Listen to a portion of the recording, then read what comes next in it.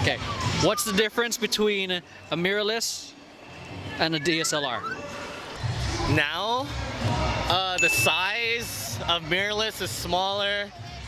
There's a lag, so mirrorless, if you look through your viewfinder, you'll find that every time you switch your settings, it's on the viewfinder. Opposed to a mirrorless, you switch those settings, you have to take a picture to view your picture.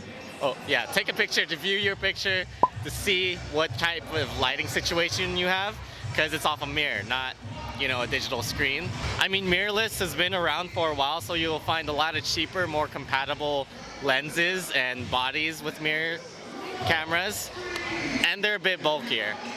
It's really up to you at this point in generation what you use. There's almost like no differences.